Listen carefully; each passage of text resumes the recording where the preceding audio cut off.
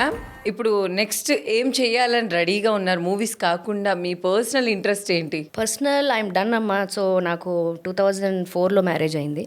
So 10 years తర్వాత నాకు పాప Ridhima. Now she is 10 years old now. 10 years. 10 years తర్వాత పాప. సో ఫర్దర్ ప్లాన్స్ ఏం లేవు, తను చక్కగా చూసుకోవాలి ఇప్పుడు మంచిగా చదివి. మళ్ళీ ఒక హీరోయిన్ రాబోతుందమ్మా ముందుకి ఫ్యూచర్ లో.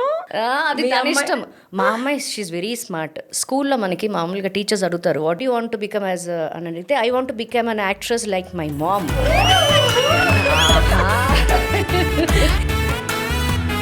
మీ అమ్మాయితో ఇప్పుడున్న జనరేషన్ హీరోతో ఎవరితో హీరోయిన్ గా చేయించాలని మీకు ఇంట్రెస్ట్ ఉంది? ఒకవేళ ఫ్యూచర్ లో తనకి ఇష్టమై వస్తే. ఇప్పుడు ఇవాళ రేపు అందరూ చాలా మంది వస్తున్నారు కదా. నాకు రోషన్తో చేయించితే బాగుంటుందని ఉంది.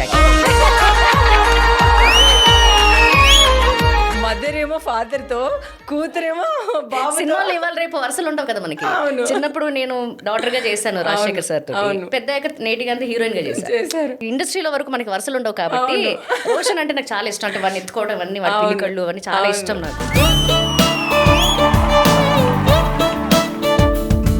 సో చేస్తే కనుక ఇన్ కేస్ నా కూతురు హీరోయిన్ అయితే కనుక అప్పుడు తన టాప్ రేంజ్ లో ఉన్నా కూడా తనతో చేస్తే బాగుంటుందేమో. శ్రీకాంత్ గారు రెడీగా ఉండండి. రాశి గారు అమ్మాయి రెడీగా ఉంది.